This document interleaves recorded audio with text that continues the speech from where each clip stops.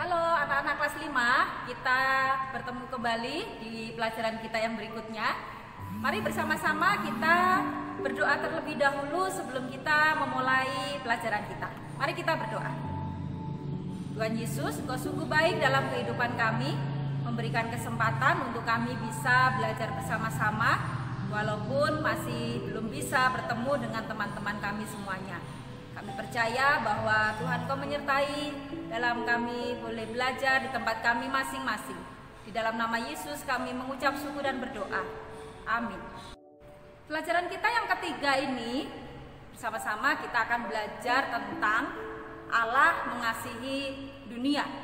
Ayat-ayatnya nanti anak-anak bisa baca di slide dan dipelajari supaya lebih mengerti. Kalau ada yang tidak dimengerti, nanti bisa ditanyakan ke Miss Erna.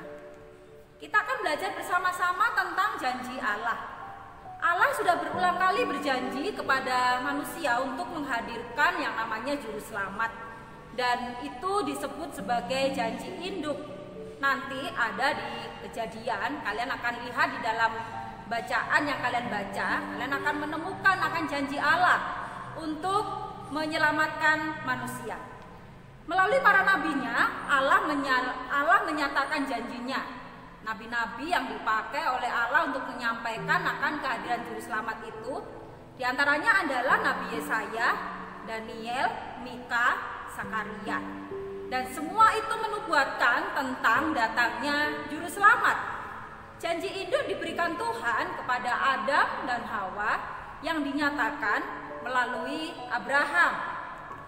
Nah, anak-anak, pada akhirnya lahirlah juru selamat yang dijanjikan oleh Allah itu.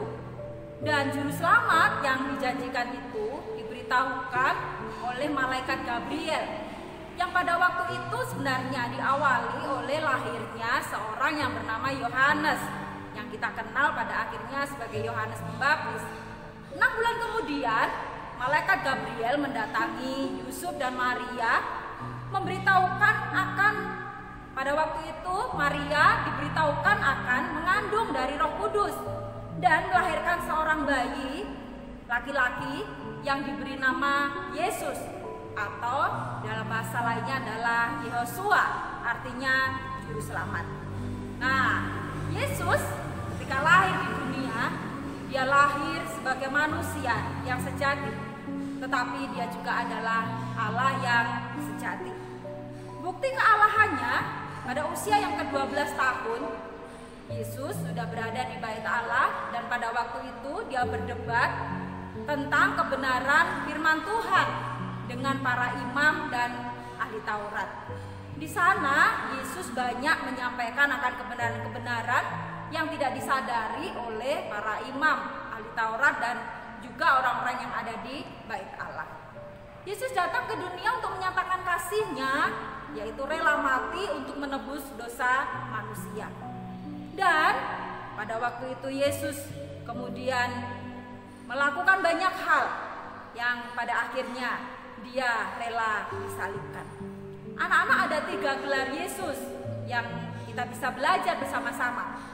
Yang pertama adalah sebagai juru selamat, artinya adalah penyelamat atau pelepas, penolong yang hendak menyelamatkan dunia dan manusia.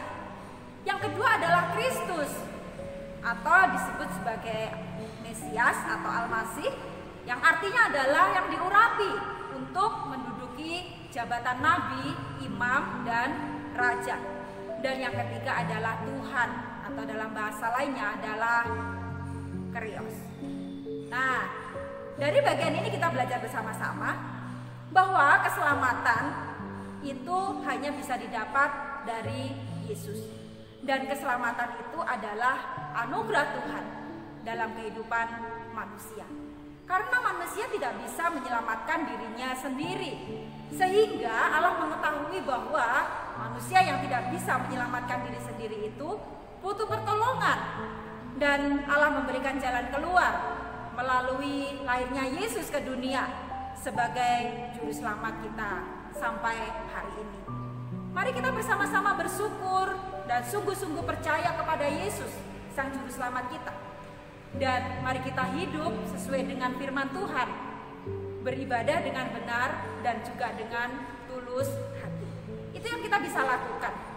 Kalau kita menyadari bahwa kita adalah orang berdosa dan memerlukan juru selamat, dan Yesus adalah jalan keluar bagi dosa-dosa kita, karena hanya Dia yang mampu menghapus dan menyucikan kita dari dosa, Dia yang mampu menyelamatkan kita. Untuk itu mari kita hidup sesuai dengan firman Tuhan. Jangan melakukan dosa lagi.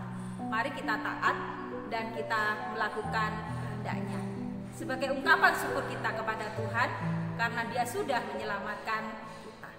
Anak-anak, percayalah kepada Yesus dengan sungguh-sungguh dan lakukan kehendak-Nya. Jangan melakukan yang tidak berkenan di hadapan Tuhan. Tugas kalian hari ini adalah buatlah sebuah doa syukur atas kasih Allah yang kamu rasakan.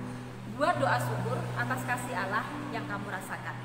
Tulis dalam bukumu, kemudian hiasi supaya bagus. Kalau sudah selesai, kemudian kalian foto dan kirimkan ke Miss Erna.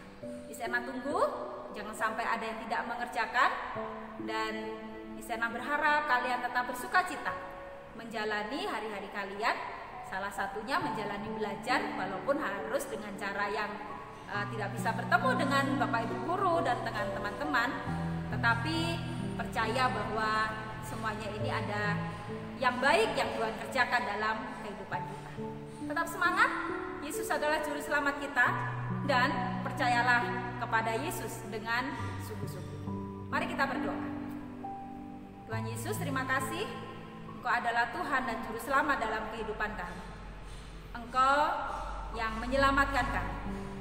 Kami menerima Engkau sebagai Tuhan dan juru selamat dalam hidup kami, karena kami tahu Engkaulah satu-satunya yang mampu memberikan pertolongan dan memberikan jalan keluar atas dosa-dosa kami.